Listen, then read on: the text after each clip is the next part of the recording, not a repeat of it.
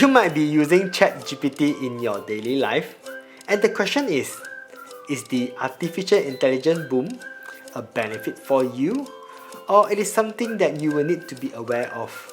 Today, we got Kuang and Howg sharing their 5 books they have read last year and how that is going to give you some information about the knowledge of artificial intelligence, the do and don'ts, and what is coming next. So as a disclaimer, all of their thoughts and opinions shared in this sharing is of their own, and you would want to pick up the book and read it yourself firsthand to have your own interpretation. Alright, without further ado, let's dive into the sharing. Okay, all right, thank you, Billy. Hope you all can hear us well. So for today's sharing, actually we make it quite special, that we are not just going to share one book. We're going to share with you 5 books. And these are all AI books that Howg and I have read. Well, I read 4 of them. Howg has read 4 of them. There's one that each of us didn't read, different one. And then that's why we also want to take this opportunity to ask each other about the book as well. Howg and I actually have been, as Billy mentioned, we've been doing this book club sharing for quite some time. But the last time we did it, I think, was a few years ago, right? 2 years ago. 2 years ago, 2 or 3 years ago. So it's been a while. Chipmore, I wasn't there, but I think the last time we talked was the Sir Alex Ferguson, the one that we shared. Oh, minimalism. That was during the COVID time. That one. Okay. All right. So there are 5 books that we're going to go through, but our intention and purpose here is also not to tell you everything about the book. Our intention is always to encourage you all to do the reading yourself. So we want to share a little bit, hopefully get you interest enough that you want to pick up the book and read about it. All right. Howg, you want anything to add on the introduction side? No. So disclaimer, I would not claim that I'm the AI expert. However, I would say that I'm very interested with this topic. Therefore, I think we'll pick up a couple of books, and then of course, it's the common topic for many. There's many news. There will be always some positive news. People are excited. You probably heard that people was really concerned about the AI could maybe destroy human. So I actually start to pick up book and try to understand deeper on what's this expert thinking. So I'm not the expert, but I'm just replace some of the expert who have this perspective around AI. Okay. Neither am I. I'm not an expert, so I just read the book and then we just want to share some thoughts about some of these books. I thought were sometimes a bit philosophical about the views of AI, how you influence the future world. All right, we'll move to the next. So these are the 4 books that Howg has read. You want to kind of give a brief talk about that before we dive into each one of them? No, the first one, I think, and when Howg and I talk about that, we were creating a slide that we thought that it's interesting to actually show you that how we actually use AI to prepare our presentation. So the photo apparently it's me, but then it's generated by AI. So me reading a book in the Harry Potter suites. There are 4 books that I have read before. One is, of course, the very old AI Superpower by Li Kai-fu. And then last year, I think I covered the other 3 books by 3 different experts. The Age of AI. It's an interesting book as I listened from Eric when they talk about he's going to come up with a book with Henrik Helsinger, which is already caught my eye. So the moment when I see the bookshop, the book I pick it up immediately. Then Fei-Fei books is another one that I thought is interesting because I have been watching how Fei-Fei, ImageNet, and also his work with George Hinton actually create the deep learning breakthrough. So I thought it's good, interesting to read through. So I read that. And then the third one was actually recommended by How to Me, The Coming Wave. I think by Mustafa Suleyman. Apparently, a lot of people doesn't know. His team won the Nobel Prize recently because of the AlphaFold. His team is the one who created this. So the book, one is initially thought that it's just a book, but then get me interested to get into the author himself, who is actually really an AI expert. And his team is now part of Microsoft. Okay. All right. So not to outdone by Howg, I also have a picture of myself reading books, AI generated. So you can see there are 3 books similar. The one that I have read, similar to Howg. The only difference is the AI 2041. That's a book that Howg hasn't read. So maybe I'll make a pitch to him to tell him why he should read it also. But that one is also from the same author as AI Superpower by Li Kai-Fu. Quite interesting character. We'll dive deeper into some of these authors and then also the books. So, all right, ready? Let's dive into the first book now. Okay. So, okay, I start off first. The AI Superpowers. This one actually was introduced by Howg. He kind of read the book. He asked me, do I know who Li Kai-Fu is? That was maybe many years ago. And I was like, have no idea. But as always, Howg, when he introduced me, recommended a book, I will try to read it. And after I start reading it, I thought it was very interesting. Of course, Li Kai-Fu, we have a bit of bio data of him up there. You can see he has worked in many big companies like Google, Microsoft, and so on. And then I would say, for me, what struck me maybe the beginning, he talked a little bit about he himself as a cancer survivor. He was diagnosed with a stage 4 lymphopia at that time, and at that time it was actually at the peak of his career. He was very successful in China and all that. But he was diagnosed with that, and then when he started digging into that, because again being a researcher, a person, he tried to get more data, and then that's when he found out that actually the doctors, how they classify if you are a stage 4 cancer is actually based on a few symptoms that they see. There are actually hundreds of symptoms that you're supposed to look at all of that, and then you give like a patient a diagnosis, say what stage you're at. And he realized that after he does a reading, he felt that they actually look at only the major symptoms. There are hundreds of them, they don't do that. And he also found that it's not possible for the doctor to know about all that symptoms and all that. So that's why he felt AI can fill the gap. And because this one was more personal to him, he had to do his own reading, and then he kind of like read through and then see where he's actually at. I think later he found out he's actually not stage 4, based on some of the symptoms that he maybe the one that exhibit more clearly, the one that not so clearly, if we can conclude all that, he's not there. And then there are also more like the cure for it. So he does his own research, but he finds that also very tedious. AI, that he wished that there's a machine that could have like done the summary and help to provide that. And of course, the doctor, even though he's a very good doctor, may not have all the expertise and experience to solve that. So for me, I thought, oh, very interesting, because he used the AI as to kind of start to talk about himself and how it started off, and then how he applied the AI.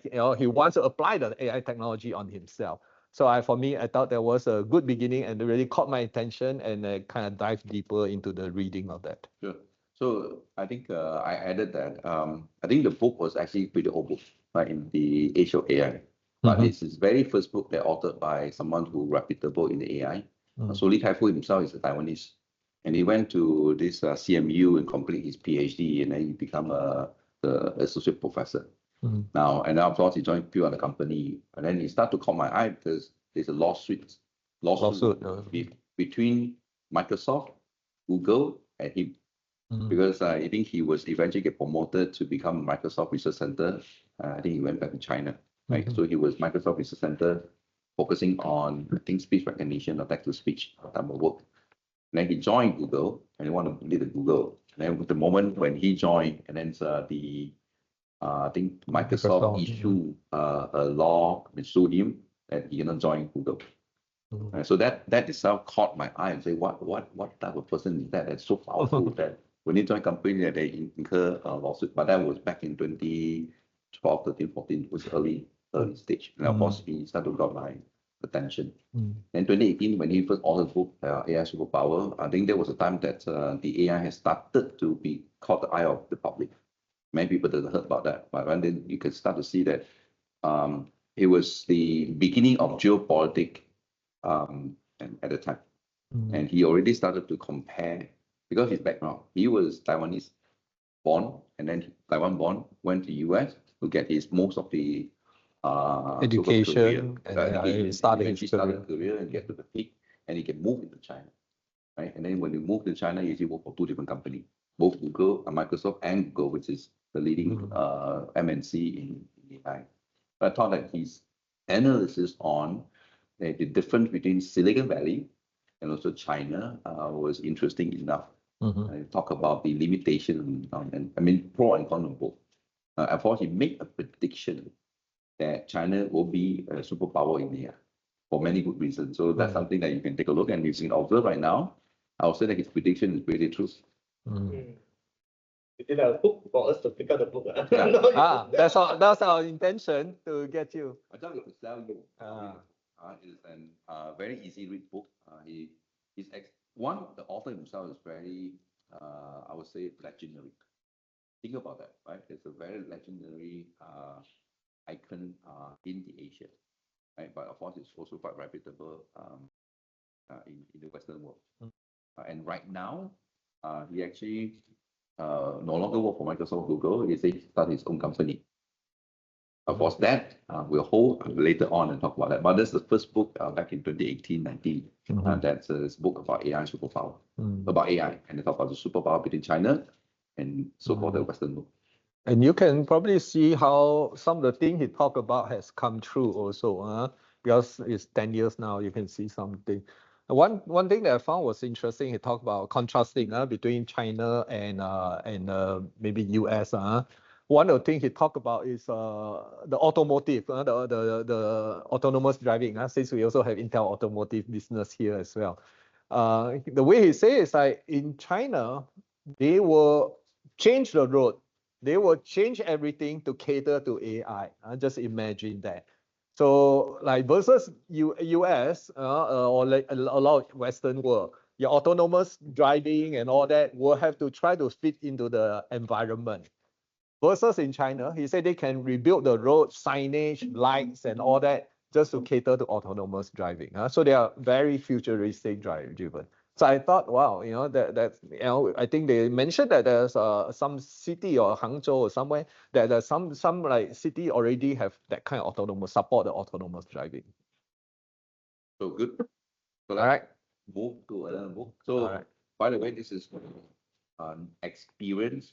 To be honest, looking at the cameras, very little people are more comfortable talking to people when there's a response. I can't tell the response from the website. So we'll see how it goes. Yeah, but I guess if questions, Billy can help to facilitate also. Okay. Right. Let's move to second book. Sorry. The Coming Wave. So this is Suleyman. And for once, I think I was the one who recommended this book to you. This is the book that you recommend me, and I go and pick up one. So the reason I picked up the book was actually I think was a #1 bestseller last year, 2023. And then I do quite a bit of reading, on and off. I was telling Billy, I usually use the year to set the goal of the number of books that I'm going to read. So like this year's 2024. So I try to target 24 books. So a lot of time I try to look for different sources, and I like to read different kind of books, not just one type. Although my preference is always a fiction, but I also try to read some other different kind of books. And this one, I thought, okay, #1 must be a reason. So I tried to dig a little bit to see if I really want to, because it's actually quite thick. The book is like 400 or 500 pages. So I was like, okay, I want to make sure it will be well worth my time. And then when I dig out a little bit, it's like, oh, this Suleyman is quite an interesting character, another pioneer in AI. And then he dropped out from Oxford, as mentioned. And then he was doing quite a few different things along the way. The book, I say one thing that strike me interest is actually it talk about the industrial, the wave of changes, the industrial revolution, one after another, and then AI, of course, that's why it's called a coming wave. That's where the changes will happen. He looked at it, the AI from in terms of like, maybe again from the scientist or from the computer background person. He looked at more from technology perspective. But what caught my attention is actually the ethics part that he spent actually maybe the last half of the book talking about that. And maybe we'll talk a little bit about some of this containment proposal that he has. Because he said that AI is powerful, but it cannot be left without guidance or without regulation, because it can be abused. And when it becomes abused, then that's where you see the Terminator or Matrix movie or the dystopian movies that you see. That's where the world will be. So he was a very strong advocate about how to manage AI, how you develop, and so on. So we'll share a little bit about the 10 containment strategies that he has. Maybe give you a couple, but we'll let you talk on why this book is interested, and why you should read the book. Number one, of course, the author himself. I think he's based in UK actually, because I didn't know that European also really good in AI. He founded this company called DeepMind. What we heard of that? DeepMind is a company that actually do the AlphaGo. They created AlphaGo who beat the Go players in Korea. So that was back in the early 20s when not many people talk about deep learning, but they had started to create an algorithm that can beat the best players in the world. Right? And he shared a lot of things. So that is an eye-opener for me that, hey, how would AI have been started, not 2012, but actually even before that. Okay. And after that, one of the things that they did was actually using the AI to go and do what they call the drug discovery for certain protein. And that was also successful. In fact, this year, I think they get awarded the Nobel Prize because of their effort. Okay, so that itself, I think, reading through the history, knowing that what's a great work they've done in the area that we're not familiar with, is always a learning experience for us. Now, the book itself, when say they wave, right? It's like tsunami, means that it's coming so big, and then so they equalize with the industrialization back in UK, come from UK. So he used that as an analogy, and it's coming so pervasively, so as a wave, right? While he was actually so deep into AI, because he created an algorithm that's impressed the world. I remember at the time AlphaGo, when they beat Chinese, they beat Korean, many people were really concerned that computers taking over the world, right? So in the book, I felt it's a lot more conservative. I wouldn't say negative, but a little bit more conservative about the potential risks that could bring if the technologies are being handled or being taken by what he called a bad actor. And there'll be a bad actor who will take these technologies and then start to do something more destructive. So he mentioned a couple of examples, and he's so knowledgeable about all the different history event happened. I think I learned from this book that he mentioned that in the Ukraine and Russian war, that in order to counter all the so-called tank from Russia coming into Ukraine, they actually bought a lot of drones in the market, and then started using a drone, start to bomb, throw them the bomb, right? As a case study. And then the point that he highlighted is AI and technologies is so accessible right now. It means that they can just buy a drone and then turn that into an destructive weapon. And so he was really concerned about that. So I thought if you wanted to know all the major incidents, events that create some attention for the world because of the risk, that will be a book that I think you can start to pick up. Now, I would say that this book is heavy. Heavy in the way that because a lot of one is I think as a British or graduated from UK, his English was superb. A lot of grammar and vocab was superb. So I enjoyed reading the part, right? But the topic that they covered is also very heavy. As in, it's a world problem, right? It's a humanity extinction problem. So it's very heavy. So I read it very slow. Not the normal speed that I can read the book, because it's very... But for those, in case you want to get a glimpse of it, actually there's a YouTube. You actually can look for him, like Suleyman. He has an animated short version, I think 10 minutes, to kind of summarize the book. 12 minutes. 12 minutes to summarize the book. But again, you may not get the gist of it, but maybe give you a glimpse of what it is. And then if you are interested, you can go and pick up the book. But the 10 containment steps also very interesting. I encourage you to maybe get an understanding, so that when people start talking, or because likely the regulation, the government, all that will have to impose some kind of a guideline. And likely you'll see some of this, what he covered in terms of how to contain the AI and the technologies. Okay, we'll move to the next one. The world I see. You want to start off? Sure. No, again, I was when I started get involved more deeper in AI because of the whole deep learning things. I was involved in autonomous driving. And for autonomous driving, really because of we want to try to replace human. And to replace human, there's two parts of it. One is the control part of it. Right. The second part of it is to replace human with the vision, because you drive with the see, right? So Fei-Fei happened to be one of the key person behind ImageNet. ImageNet is nothing other than an annotated image database that have thousands of billions or millions of pictures, right? Because of her work that create what eventually called neural network.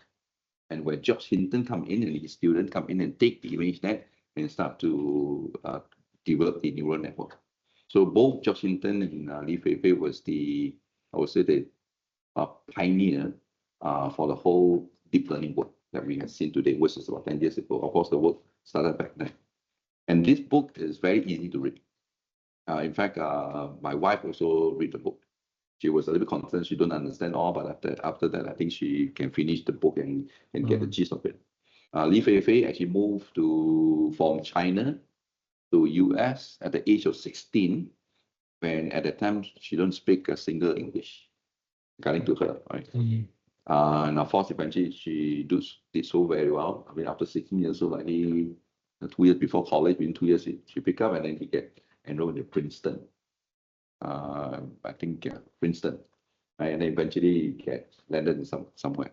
And then the book was actually quite interesting, because half of them was his experience. He talked about how he and her father go to the garage sales and then pick up stuff because they are so poor, right?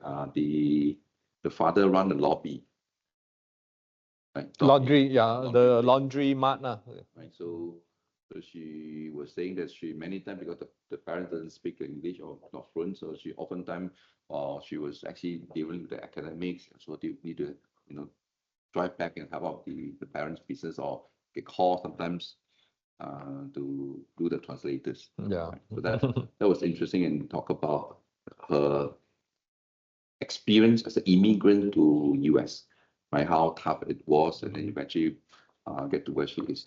Then in between, right? Every chapter, so there's always one chapter about herself, another chapter which is personal. The other chapter will be all on her academic progression.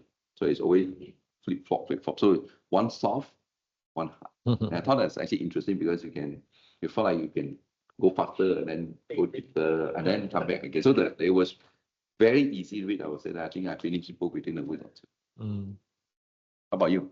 So I think that you list. I think I'm the one who asked you to read. Yeah, good recommendation. And I I look at this book more as a memoir of Fei-Fei.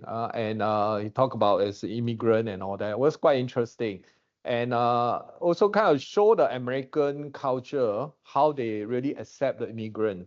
And she was very lucky to have a high school teacher who was very supportive of her. I mean, when she went there, actually, she is quite brilliant in math, in physics, and she knows that's where she wants to go in. And she said that they salvaged a calculator from a garage sale, great, and all that. But then the teacher found out that she always makes some mistakes.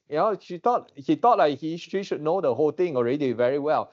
And then later the teacher said, okay, can you bring your calculator? Show me how you do the calculation. And then when the debug, they realized that her tangent key, that's why maybe the calculator end up in the garage sale. The tangent key doesn't work, and she didn't know that. That's why the calculation was always wrong. But the teacher really spent time, and not just that, she was really her mentor, guide her to apply to Princeton, even loan her money when she was in a financial difficulty, because her mom is not well, constantly have to seek doctor, go to hospital and all that. So again, it showed that American society very well received the immigrant and how they support, and then how an immigrant like her can rise so fast. And the struggle that she had was actually she could, as you know, academia, you go in there, you don't make much money, versus you go into like Google World. They actually want her. Like she was on a sabbatical there, she was struggling when they all make her offer versus going back to teaching, be a poor, not so poor, but still, can be a lot richer. So she's struggling. But her mother, she always talked to her parents, especially her mother. And mother always advised her, do what you set out to do, right? If you really want to make money and all that, of course, go and join Google and all that. But if you really want to do more research and all that, and she is also another advocate, very much on the how to manage AI, so that it doesn't get abused and all that. And she has, in the book, she talked a little bit about some of this commercialization or over commercialization of AI, without some regulation or guideline can, have things break out into, not in a controllable situation. So she struggled, and then eventually she kind of decided that she will go into more research rather than the commercial world and all. So again, very, very interesting character. And then I only want to focus on the background, but I think the other book, when it comes to AI, I think she also illustrated how was the progress of her work with the ImageNet. And I think that was also interesting because a lot of people doesn't know. A lot of this I think some people commented that some of the AI evolution was by accident. To a certain point, there's certain luck, right? Without ImageNet, there's no way that George Hinton could ever create a neural network that would prove the world that neural network was the way to go. Because back then, I think George Hinton himself, early years, wouldn't get any funding because people don't believe that there is any tangible result. And I think that piece of it is important, right? The whole deep learning work started because of the big databases, which is created by her, because she was a believer on that, right? And a lot of, so that was the second part of it, but one was a personal experience, which is easy to read, right? It's a story. But the other part of it, I think she also kind of like illustrated the progress of her academic work and the impact to the whole AI evolution in the deep learning world.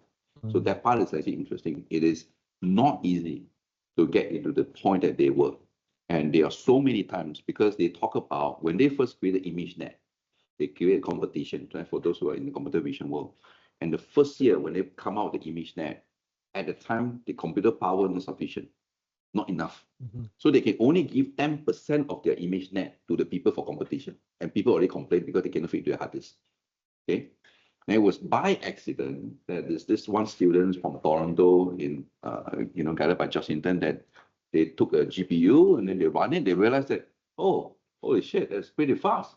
Then they start to actually reach out and they start to talk, and they get the whole, more and more data set to train, because they can now all of a sudden discover that GPU was actually do a pretty good job by accident. It's actually somehow by accident. And then of course, then they take it further. And once the deep learning, the AlexNet paper being published, and then people talk about using GPU. And then after that, I think the whole GPU story started until today. And I think that is an interesting event that you talk about. And I thought that so for people who want to know what is deep learning, how deep learning becomes deep learning, what the struggle that George Hinton is the Nobel Prize winner today, this year, right? But he himself was actually going through a tough time, not able to get funding. And then therefore have to go back to, he was in US for a couple times, he get the military money, not enough, and eventually go back to teaching. So I think those pieces, the students that they call out was interesting for us to think back, right, on our career. There will be always up and down, right? They sometimes by luck, but one thing for sure, Fei-Fei show you that regardless what the luck is, you have to work really, really hard. And as an immigrant, I think she worked extra hard. And the environment is not friendly to him because he doesn't know English at the first place, doesn't have the money, at the same time yet have to support the family. And how she survived and did a pretty good job. Yeah. And I think she was hit with, met the perfect storm. You talk about the GPU. And then that time also the crowdsourcing and all that, where that thing came about, because they found that if they want to do categorization of all the images, it'll take them like tens of years to complete that, and the computing power wasn't there. So GPU solved some of that. Crowdsourcing, they make an idea, say, hey, we get the people to help us to do the processing, to do categorization for that. Yeah. And then the other part that came into play was also the Google Map, actually, that time, because they were like, where do we get all the images? And then somebody say, hey, Google Map, actually, they do take a lot of pictures along there. Can we, use that and all that? So they also go into a bit of copyright and all that, how they work with Google to see, okay, can we use your images and so on. Very interesting. And then you can see, I just share, she was actually given the Intel Lifetime Innovation Award. I think there was a 2023 last year. Because I think Linus Torvalds was the first one. The Linux Godfather was the first one who got the award, and Fei-Fei was the second. And if you go into our circuit, you look, actually, I searched yesterday, I just realized Fei-Fei actually has come and presented at Intel about 10 years ago. And that time was the infancy of ImageNet. The slides is still there. So if you're interested, you can see what she shared in the slides there. And I think just since we talk about Google, so she actually took a sabbatical from Stanford AI. She took over from Andrew Ng. Andrew Ng eventually go to Google, I think Google Brain project. And then when Andrew left, she get recommended to go to join the company, and then Andrew come back, and then so he and Andrew Ng was quite close because they kind of follow each other. And there's one thing they talk about, one of the reasons why she get interested to get into the Google is because of Google Map. Why? Because Google Map actually give you a lot of the so-called photos on the street. And one of the problems they find is, well, if I can recognize cat, right? Because the whole idea of deep learning is recognition, right? If I can recognize a cat, that's great, right? But I can only recognize cat. I want to know more than a cat. So I can easily recognize a car right now. I can recognize maybe it's a Toyota. But then can I know that what color of that easy? How about which year of making of a Toyota? So because of the huge database that Google Maps has, and they can annotate, so they can actually point out on the street the details that human cannot map. They can know exactly which model make by that car, by looking at the car itself. And most of human can, I can tell it's a Toyota Camry. I cannot tell which year it makes.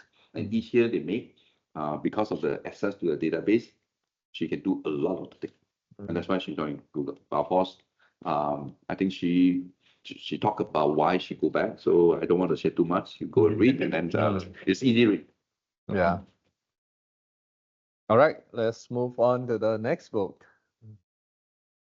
Okay, this is your book. So again, I went to the bookshop earlier of this year, and then I walk around.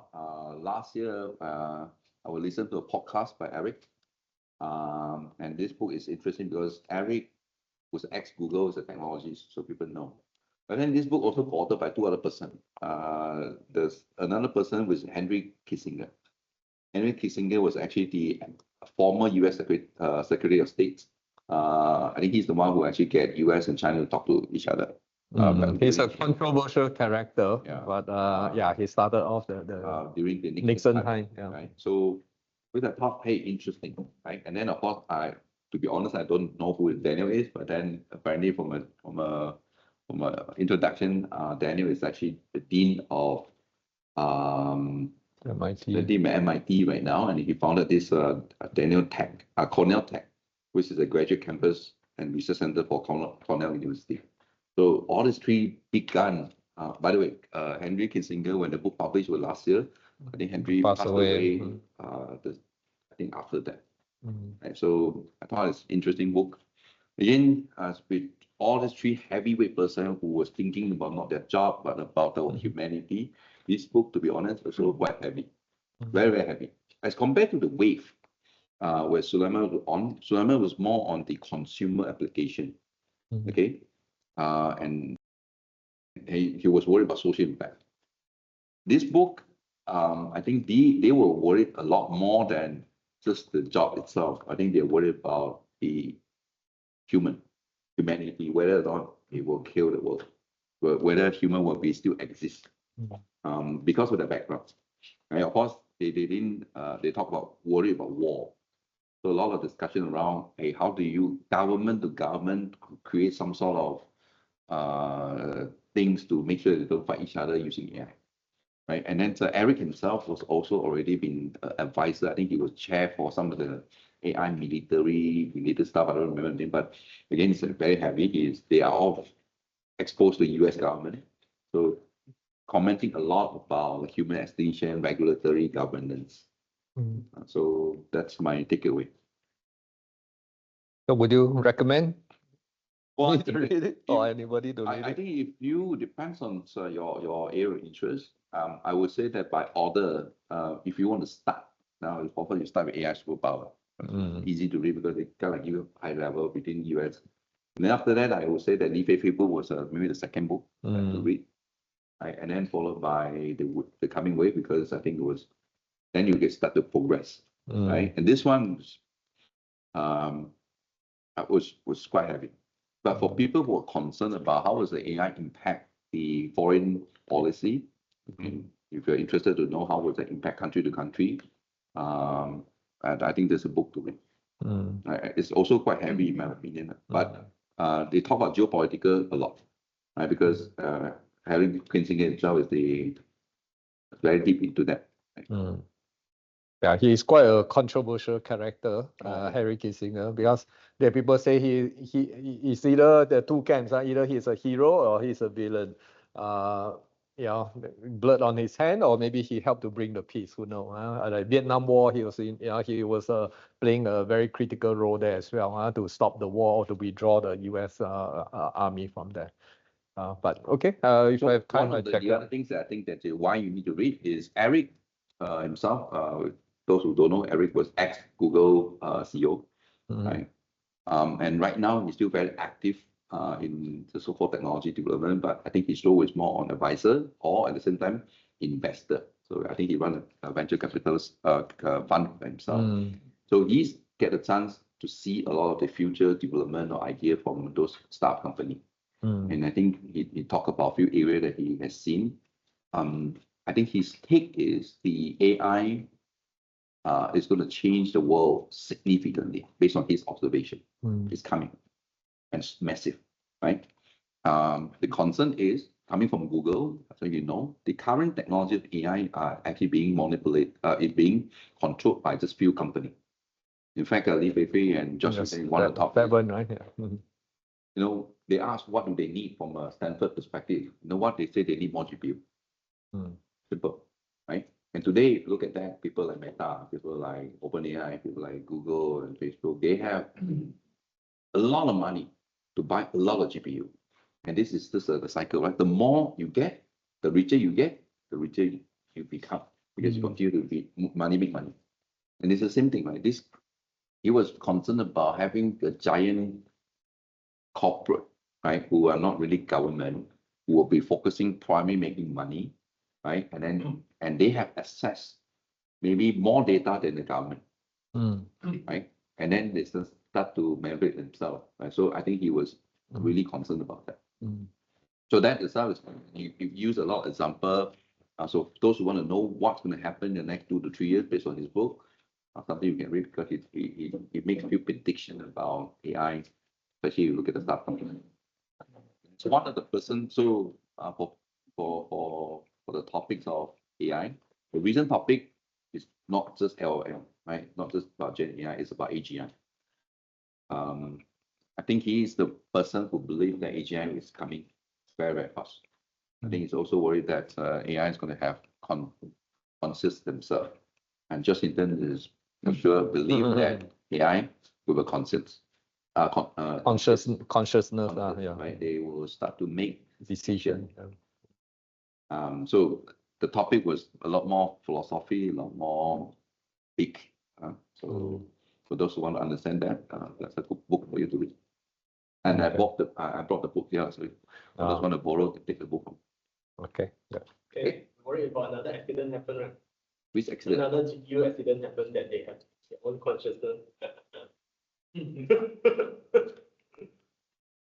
They were worried. I mean, you know, sometimes it's like this, right? The more you know, the more you're worried. Right? Sometimes because you do not know, then you'll be fine. But those people, these are the people who actually have access to many data. They talk to many people. I think the more they know, it seems like the more they will concern. Both Suleyman and also Eric and American Singer who have access to many data, many futures developments. At least from their book, they are relatively concerned as compared to Fei-Fei, who are relatively less exposed to the government.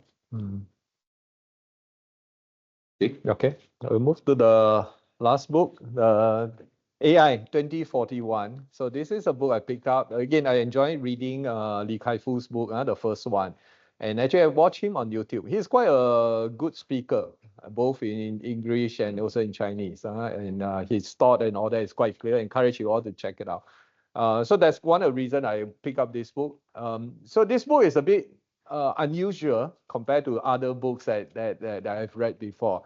It's a book of 10 stories and talk about year 2041. And 2041, he say, 4 and 1 looks like AI. So that's why he say AI in 2041. So he talk. These are 10 stories on different settings and talk about what how it will look like the world in 2041.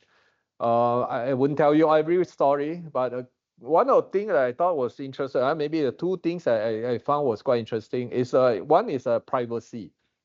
So 2041, people no longer go for dating so easily.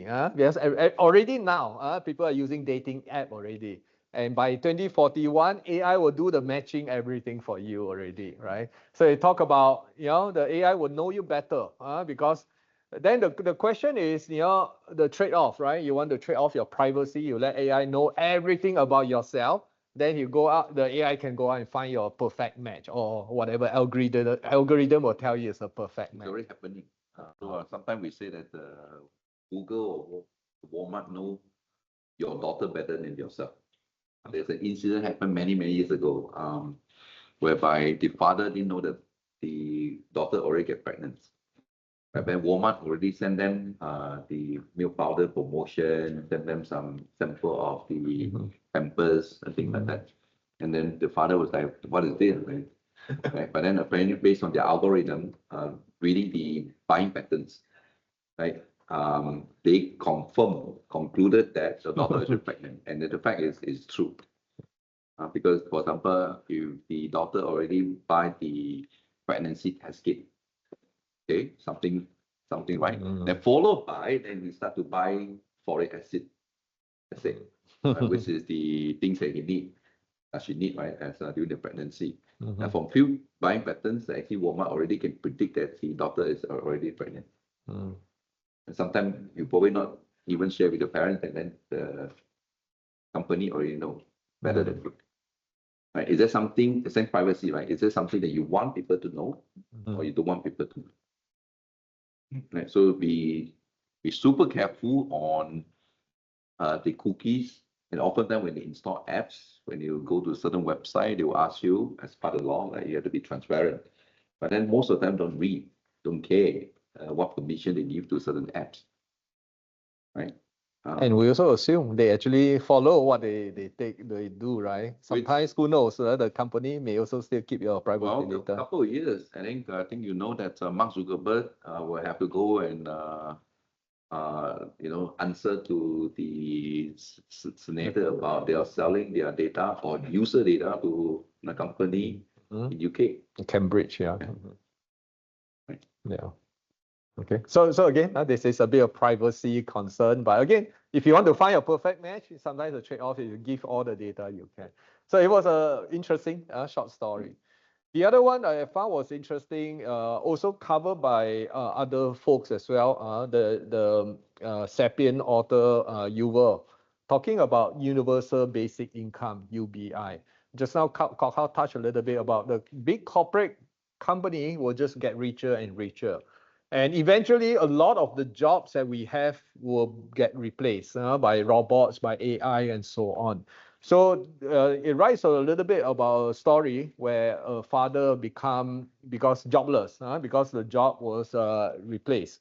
And then, the government have this, they call 2041, they have this universal basic income. And this is something actually a lot of politicians also already talk about it. Even recent US election, Democrat kind of like they keep on, the Republican always say, Democrat, you're socialist, you want to give money to everybody kind of thing, to level the playing field. So universal basic income is something that some of the folks are already thinking about. They say when people are displaced from their job, should they be getting some money or income and all that, right?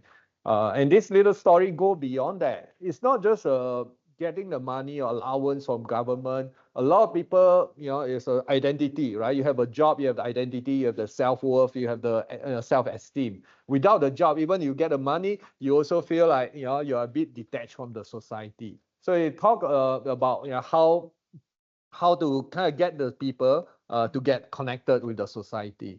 So I thought it was interesting, and Lee Kai-Fu actually tried to push this. And I think a lot of big companies are making billions of dollars for them. Actually, if they contribute certain amount to government to help to pay, so that the society can be peaceful and all that, and continue consume their product, they're probably okay also. But it's just again a balance how you strike that, and then the society it become restless. People become restless because lack of identity and all that, and social unrest also can harm the people. So it sounded like Lee Kai-Fu is trying to use a different way to predict the futures using the story, which is fiction. So it's very easy to read. It is easy to read and interesting, a short story. And then he does a big analysis afterwards. So it's not just a short story. Then he tell you, where the technologies are. And a lot of things that he say is actually 10, 20 years, it's not too far away. And then he'll quote some example where we are at and so on. It's just like a storybook that I read in the past when I was much younger. There's this story and then they put the moral of the story. Yeah. We used to do that. Yeah. That's the moral of the story. Right? Yeah. What's the ilham? Oh, yeah, some Malay word. Yin. Some of the proverbs. So they'll explain certain proverbs, they tell the story why they do that, and then they talk about the story of the proverbs and then the meaning of the proverb. Okay, maybe I'll borrow a book from you. Yeah, sure. But it's a Kindle. All right, so we move to the last one. After sharing some of the books, and we also invite maybe the audience also to share their thoughts. But maybe we get our thoughts first. What do you think? What does the future hold for us, right? Is that a dystopian or utopian kind of I would say that I'm more inclined to more what we call the optimistic. Right. I think that with enough people paying attention to the potential risks of AI could harm, I think the AI being a tech tools is going to be making our life better. So I'm more optimistic of that.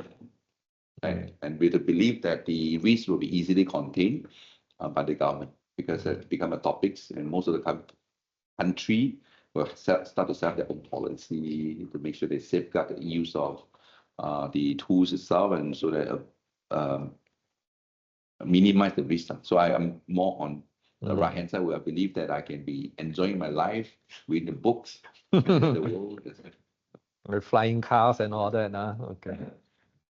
So I'm a bit probably on the other side. So you talk about drones. I say later you got flying dragon with AI and all that go and can attack other countries. I feel if AI or technologies, if left unguarded, it can bring chaos. And I feel a lot of these movies, Terminator, Matrix, I mentioned, they are maybe ahead of its time, but actually they are seeing some of the things are happening. And we see that when capitalism rule the world, you have the money, you have the power kind of thing. A lot of things can go unchecked. Right, and you have seen, some of the struggle, like what's his name? The OpenAI, right? Recently they ousted, Sam Altman. They ousted him, and he back. There's again, a lot of it is actually the different philosophy that they have in place, and you can also see Microsoft, all that. Hey, we want to reinstate the guy. You will come back. You just give money and all that. So I feel some of this really have to come from government, the regulation. But if you leave it to the corporate and all that, for them is profit, is number one. So they just try to maximize everything. And sometimes it will be at the expense of the welfare of the people, right? So for me, I look at it maybe a bit dystopian kind of look until I see some maybe heavy government regulation and all that kind of place. I will see the things slightly different. And so for those who know the history, I mean the drama and the open AI, I think they have to go back to the history, right? Because the open AI by the name itself open, it was actually created actually together with Elon Musk. Back then, the idea that it should be non-profit, right? So that you focus on the right thing, so that you're not being, confused on your priority. Your priority is not for money, and so it was created as a non-profit. Now, of course, Elon Musk and Sam couldn't get along on some of the philosophy, so Elon Musk left, right? And of course, you can tell today Elon Musk is going after OpenAI because they don't believe that they're doing the right thing, right? The whole startup team of Sam was also left. I think the only person who left is Sam. Right? Sam Altman was the CEO of OpenAI. Part of the reason is people start to realize that he go a bit too drastic, too far, right? And when they say too far, it's because he wanted to accelerate the whole AGI without having a so-called control mechanism, right? And then he just can't wait, right? Well, the other person who was a just intern student was eventually the CTO, also left partly because he think that there's got different way to make sure that the AI model develop with better guidance, and you need to have certain so-called transparency, right? Because a lot of the AI today is really just a black box. Black box means that you do not know how he come up with this recommendation. Yeah, the discrimination, biasness, and all that. Who knows what's going on there? Yeah, and that's also a concern by a lot of these people. Sure. Wow, all right. Oh, sorry. No, I'm just wondering. Yeah, that's true. So I was just wondering, right? So for example, like if there is like some, if those kind of AI does picks up its pace, right? Would we be able to be even, remotely control them? Because like, that was the reason why it's an argument. Yes, and yeah, and That you mentioned right, and I'm sure that he was making a point. yes, right. In fact, my next book that I want to read is his latest book. It's talk about AI. I see. So that's she doesn't believe it well. I know. Well, I guess. We're talking about storytelling, right? How human make history. But back to you. I think your question is, with the history suggested that if you look at history long enough, right, not about 50 years, because AI was just around for 60 years. Yes. But you look at the human history, human go all the way to 5,000 years, even longer. Right? I think that's what you're referring to. What's our take on AI? Would that be impacting humanity? Right? It's not coming from book, but we can take the idea from the book and share with you. Apparently, as we shared in the previous book, many people were concerned about if the AI are not being controlled. Right? There are two problems. One is the AI being misused. Right? Means that you actually use it for massive destruction and then create a destructive weapon, or people use it to wipe up the world, right? Just like you see in a movie, right? They believe that the populations in the world is over and we have to wipe out half the people so they can reserve. As I'm saying, I'm a more optimistic. Right? I think the risk of that is low. I think the risk is that is low because there's a lot of people like Eric, who are already sitting in the US advisory panel to advise the government on how to set up a framework to make sure they safeguard that. And people like Henry Kissinger don't just think about the country. He already think about country to country, what do we do? And they have this, because they know about this whole weapon policy. Arms race kind of. Correct. How do you make sure that having a weapon like nuclear weapon is not new. Right? We've been using that with policy to safeguard. Right? I think I am more positive that we do learn better than before, that the risk of that is lower. It doesn't mean that we should just go. It's not like they still need some governance The concern here is because of the black box nature of the deep learning, also neural network today, we do need to figure out. And I think the good news is there are Anthropics, who is actually from OpenAI, and he set up the Anthropic with this exact same reason that he need to find out why with certain recommendation by the model is like that, explainable, right? Why it do that, right? So there are many people looking into the problem that we're seeing. So I think with that, I tend to believe that we'll be fine. Just curious. So once we progress, say for example, AGI, Yeah. then progress from AGI to ASI is going to be even faster. Yeah. Then once we reach a singularity, then what's next then? I don't know. The things that we believe is, or I believe, right, based on after all the reading is, I think there are things that we do not know yet. Right? We for example, without knowing there's a car, right? When we were riding a horse, right? We never imagined that there's the needs of this thing called traffic lights. All right. Right? Yeah. And so traffic light was created, and then you have this so-called law, then you need to have a license.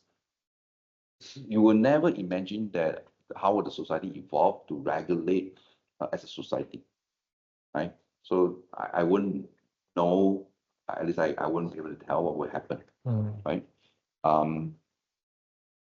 And I think that human, I mean, being a Homo sapiens, human itself, I think we will, our ability to make ourselves different from others is our ability to command language. Okay, and then using the abstract idea Yes. to get everyone believe that this is how the order of the society looks like, and that's why make us better than the rest of the world. Ability to motivate people, and that's what makes human special. That you believe in something abstract. It doesn't matter whether I fit you or not, but you believe, right? It's So storytelling, right, what you were ability saying. to tell the story, right? And I think many people, and in fact, I insisted that any decision making that you delegated to a machine, it had to be AI assisted. That means that human have to be in between the decision, right? You never delegate your whole authority to a human. I see them as a tool. I see them as assistants. I will not let them 100%. For example, AI make decisions better than humans. Yeah, I would say that they will know better. They probably have better insight. But the role I'm going to get is they will be my recommender. Oh, I'm the decision maker.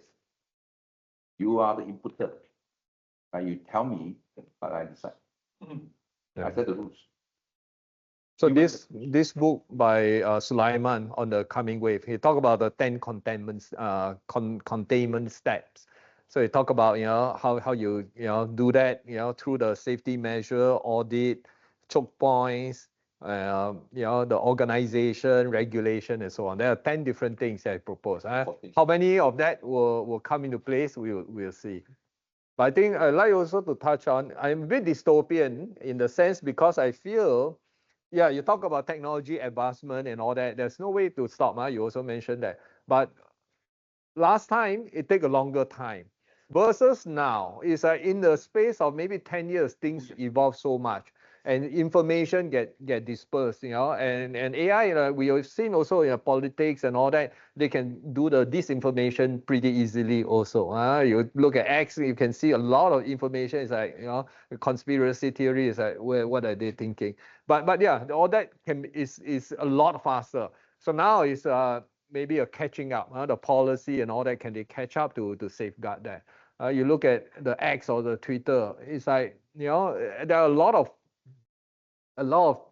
untrue thing there, also discrimination and all that. And now everything goes. Like with Mars now, it's like even porn, everything can be uploaded.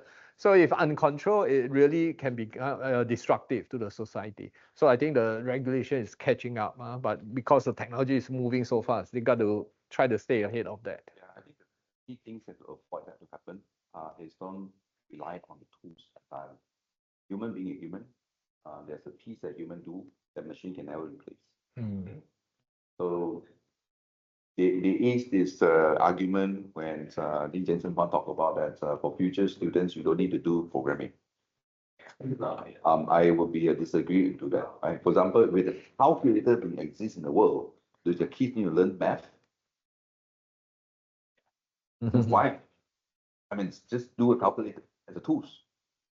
I think that's kind of separates between ANI and AGI. Yeah. And I think like that's what you mentioned is true. So that's why I don't think like we'll know until the actual AGI comes out, something like that actually. It will not be a single AGI. It will be a multiple AGI at a time. Right? Some predicted by 2026. Right? OpenAI predicted 2026. Sam say that AGI 1,000 days away. No. Right?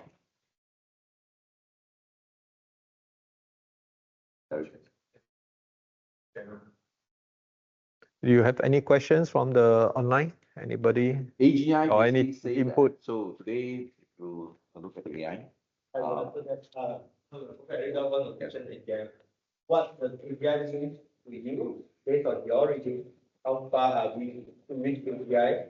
And or is it possible to achieve the Yeah. so what's AGI, by the way? So AGI is a concept that whereby the computers will achieve to the level of the human or superhuman.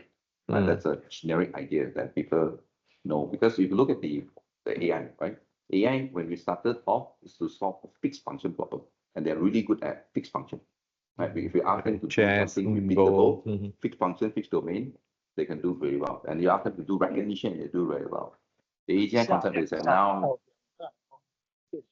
when they come together and then so when GPT was first introduced, when there's 1.2 to 3.0, 3.5, well, people say that it is the intelligence level get into so-called secondary school, high school level, O level, right? And the reason for, I think they say that they're getting to university.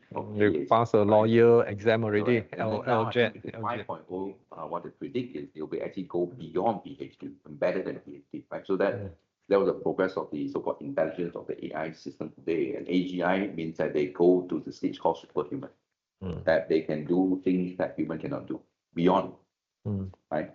What that means? That means that you will have multimodal, that you're no longer the vision, you also combine speech, you also have the motor skill, right? So if you look at all the company, besides the AI, which is generative AI, text and vision, there will be a lot of investment around robots. So like Tesla droids, about having the robot that have fingers, which is looks easy, but it's special in the way if you understand the logic, right? Because most of the robot you see, just like Lego, right? It's only have two things, right? Then come back, right? But to mimic, to have a robot, right? Hands that be able to hold the egg, know the dimension, axis, and then we apply the right pressure on all the fingers and joint, they come out and then drop from another one without, and then calculate. And that's human capabilities, right? And you, as human, you do all that.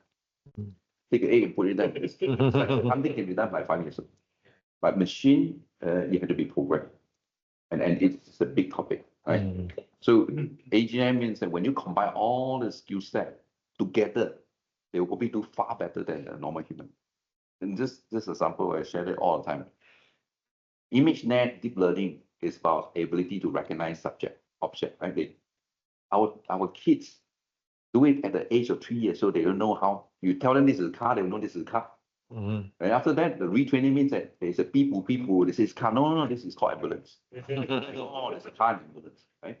Then after that, there's a fire engine coming in. Beep, so they say, okay, there's an ambulance. No. It's actually fire engine. You did not tell them that what is fire engine, ambulance different and car different. Just tell them that this is car. And the next car coming in, regardless what dimension, whether this is what colors, Toyota, Camry, BMW, Mercedes, doesn't matter. They know this is car. 3 years old can tell easy. That's AI. And there was early years when AI tried to replace that root recognition. Now, in the last 10 years, right, from a computer vision perspective, right, they already surpass ability of a human because they can recognize wider topics. Of course, you talk to expert, right? Let's say doctor, right? Doctor is still better than average. But when you get the point that all the medical images has been fed into computers and they know everything, then computer will be better than any doctor combined, because doctor also only specialize in one thing. If I know lung, I know lung, I know leg, I know leg, right? AGI means that you have the ability to know both lung and bone and all within. That's the simple explanation. Okay. Any other question? I think Got already answer. Okay. AI information related with human population. With AI cost increase or decline or no change in human population. Actually, I read a book. This one is by somebody. I try to remember. It was about facts about the world and all that, and factfulness. So he talked about the world. There's a lot of concern about the world being overpopulated. But in the book, he said actually the world population, I think by 10 billion or 11 billion, that's the kind of, there'll be the max already. Because partly because resources, but partly because of longevity of the life of the human and all that. And then we already see in our society, some people already don't want to marry, don't want to have kids and kind of that. So they feel, and then especially for the emerging countries, because right now the population, the growing part is actually on the emerging countries, right? Africa, some of the newer countries. So, but over time, when you become more educated and all that, because it talk about people want to have, in the old days, people want to have more kids so that they can help out the household chores, right? To do farming, to do all kind of work and all that. But over time, you do have machine and all that to help you. And then, you also want to enjoy life. Not that the kids you can't enjoy life, but maybe not as many kids, right? So I think there's a bit of balance on that. So I feel, some of this machine and all that will help to maybe in some way reduce or remain the population. At least that's what I think. Yeah, I think so. I think that the AI is, at least if you look, I mean, again, go back to the book, right? Fei-Fei in her experience talk about the mom, right, laying down on the hospitals. And you realize that the hospitals probably doesn't have enough people taking care of everyone because of the ratio of people coming to the hospital versus the others. And she started to realize one thing, that regardless how technology progress, the end of the day is about improve humanity, right? Therefore, after she solved all the computer vision problem, that computer vision is actually better than human now, she actually started to channel her focus into the human quality of life on her new lab. And then end of the day, I think any tools that human created should have one end goal, which is to improve the quality of life first. And with the increase of quality of life, if I use the terms right, then people tend to enjoy life more and probably less kids. But there's still different joy, different kind of joy to have the kids. But I think as most parents will know, bringing up a kids, they take a long time, a lot of efforts and all. But you get different joy. At least right? in our country, I mean, cannot talk about every country, but the observation is most of the developed country, let's say take US, Japan, UK, and even Singapore, Korea, right? Let's say Singapore for the fact, or they are getting the different problem, right? Because of the aging society, that they don't have enough youngsters to do the job right now. So that kind of balance out, right? So will AI cause overpopulation? Do not know for sure. Because there will be certain part of the country probably still need to go through that because they're not yet developed. But for developed country, I think we'll actually get aging society, and that's where the AI should come in to improve the quality of the aging society. Right? For example, I think that how technology should help. Right? Forget, there are this. So Intel have this global global AI impact competition. Right? And then the Malaysian winner was creating the AI solution that helped the people who I think they call dementia. Dementia. So that I forget that where I put my key. Right. So then there will be this app that, hey, you left your key just now. I'm not sure about old people like me always, hey, where do I put my stuff right? So having the tools to tell, hey, you left it there. Maybe it's good for quality of life. Right. And kids will, photos for kids that people always shouting that say, hey, where do I put my socks? You ask your mom, right? And mom was like, come on, how do I know? Well, then you ask assistant in your household. And of course, there's a balance. Because if they track every single thing you do, That's then the you privacy, the privacy concern. how much you want to give, right, to maintain your quality of life. It's a balance you have to, because there are certain people, let's say take example, Facebook. Some people was very protective of their personal life, they don't want people to know. Some people was like, oh, I worry that people don't know what I'm doing, so I need to let people know. So it's a contrast of your choice. So I think it's a choice of what you want to do. We'll take one more question. Okay. But actually, like developing country like nation, actually the growth of the population is already Slow down. slowed down. Because we are already almost developed country. And even like actually Bumiputra, they tend to have higher growth rate, but now also slow down. But compared to the other like Chinese that more slow. Yeah, even slow. It's like that when you're develop. Again, the old mindset of having more kids and all that is a bit different now, right? Yeah, Japan, even China is also the same thing. Yeah, all the developing countries is moving, trending there. Progress to a developed country. So a question like that, in aging population, burden more healthcare system, how may help in the healthcare? There's a lot actually. So if you look at the current issue with the doctors, right? The number of the doctor we have versus the patients is out of proportion. Means that the doctor eventually works long hours and then people cannot get, so that they have no choices to increase the price, right? So if you go to public, so-called the general hospitals, you look at the number of people, patients, if you've been through that, it's actually not good. Even now the priorities are quite a lot. Same thing, same form, right? So there are a few things you can do. One is, of course, you develop so-called the queuing system so that you know that it's what time is your turn. Then you only show up. Else, in the past, as for those who've been to private hospital, you get a queue, you have to wait for 2 hours. Waiting, because you don't know what time is your turn.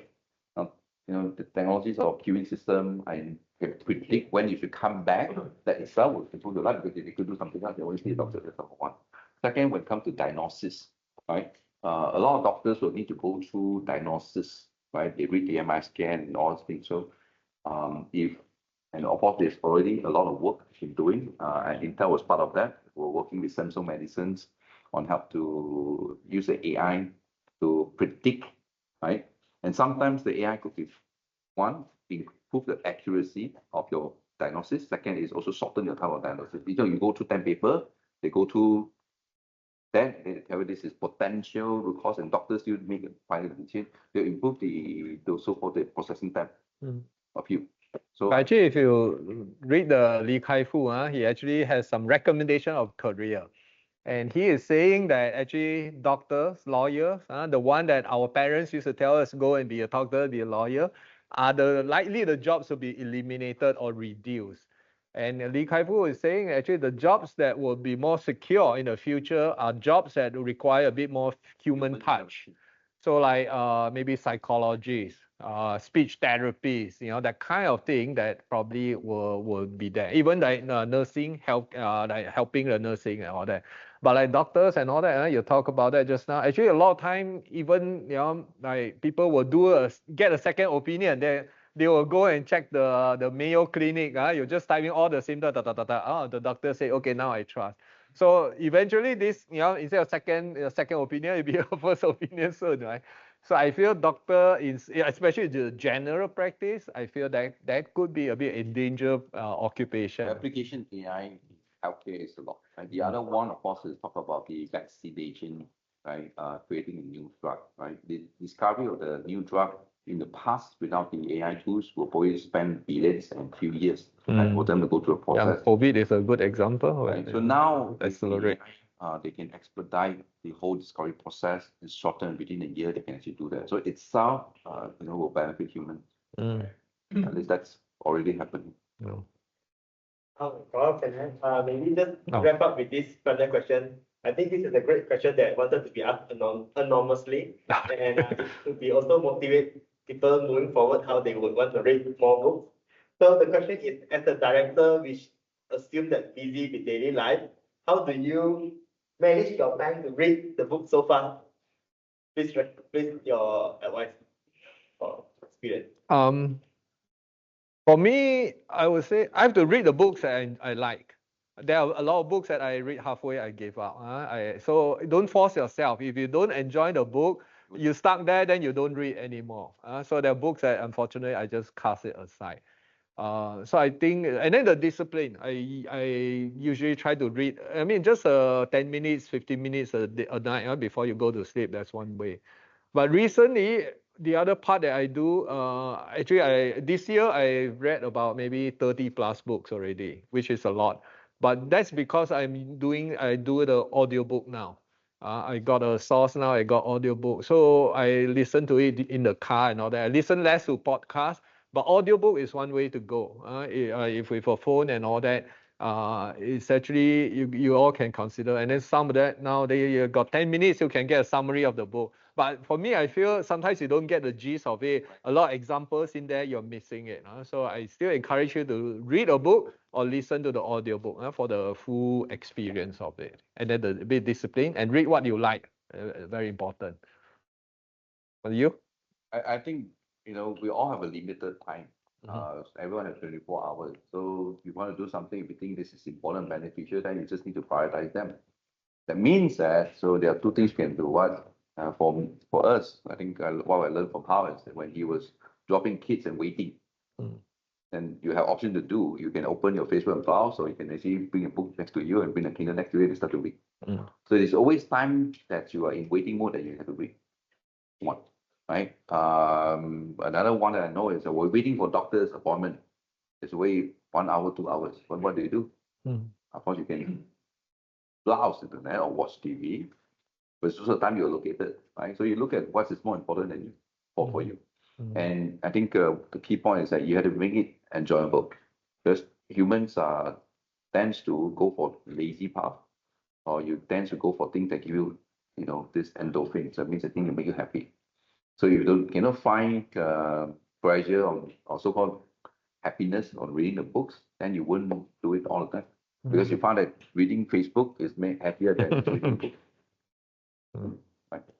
I think also like-minded people, like he always recommend the books, and then Billy also, the books you go and read and check it out. So if you respect the person, or you think your maybe expectation about the same frequency, then you take the recommendation. And again, I feel sometimes I get a lot out, from the books and all. So yeah, I think I encourage you all to do the reading and all that.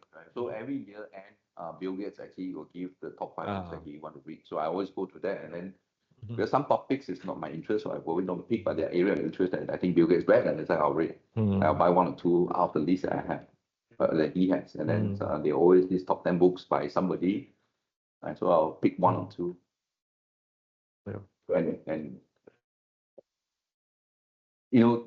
for those who attempt to write a book, author a book before, it's actually a very, very difficult process. You're trying to summarize your thing through and then squeeze into, there are many years of experience into a few pages. That means that even books look thick, right? But it's actually what they call their accumulation of experience and knowledge. Yeah, it's tough. Then all we need to do was just to spend time to get their knowledge. Right? Why read the book is because you then translate your learning experience into your knowledge and wisdom. And it's nothing better than that. Yeah. Definitely better than watching Netflix. Alright, that is all the time that we have. My name is Billy Chan, and if you like video like this, do remember to like and subscribe, as this is going to bring this video to more and more people like you who love to read and love to learn. So if you like the video from Kuang and Kuang, do check out digital minimalism that they share, and you're going to also pick up a way how can you simplify your life, make it easy for you, make it simple and clear. So until next time, happy reading and bye bye.